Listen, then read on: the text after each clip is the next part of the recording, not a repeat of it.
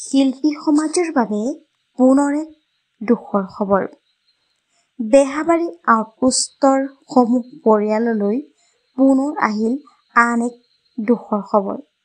আপোনালোকক সবিশেষ জনাম আজি এই ভিডিঅ'টোৰ জৰিয়তে। বেহাবাৰী আউটপোষ্টত অভিনয় কৰা বসুমতাৰী ছাৰৰ মৃত্যুৰ পাছতেই পুনৰ আন এজনৰ মৃত্যু হ'ল। কাৰ মৃত্যু হ'ল, কেনেকৈ মৃত্যু হ'ল, আপোনালোকক সবিশেষ জনাম আজি এই ভিডিঅ'টোৰ জৰিয়তে। গতিকে ভিডিঅ'টো অলপো স্কিপ নকৰাকৈ শেষলৈকে চাই থাকিব। নমস্কাৰ বন্ধু বান্ধৱীসকল, আপোনালোক সকলোকে স্বাগতম জনাইছোঁ মই প্ৰতীক্ষাই SP নিউজ আছামিজৰ অন্য এটি নতুন ভিডিঅ'লৈ আপোনালোকৰ বাবে লৈ আহিছোঁ পুনৰ এটি নতুন ভিডিঅ'টো সকলোৱে আদৰি ল'ব বুলি আশা কৰিলোঁ। আহক আজি ভিডিঅ'টোৰ পৰৱৰ্তী অংশলৈ আগবাঢ়ো।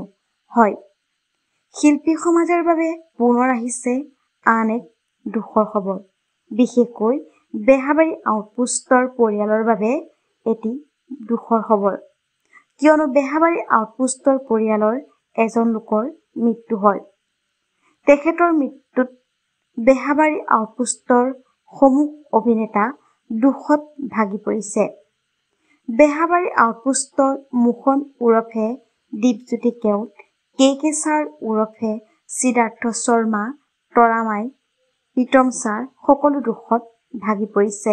তেখেতৰ মৃত্যুক লৈ গভীৰ শোকৰ ছাঁ পৰিছে বেহাবাৰী আউটপোষ্টত। হয়, তেখেত হৈছে দিক কুমাৰ পাঠক। তেওঁ এজন বেহাবাৰী আউটপোষ্টৰ কৰ্মকৰ্তা হয়। সঁচাকৈ তেখেতৰ মৃত্যুৰ খবৰটো পাই বহু বেছি দুখ লাগিছে। তেখেতৰ আত্মাই চিৰশান্তি লাভ কৰক তাৰে কামনা কৰিলোঁ আমাৰ চেনেলৰ তৰফৰ পৰা। ধন্যবাদ।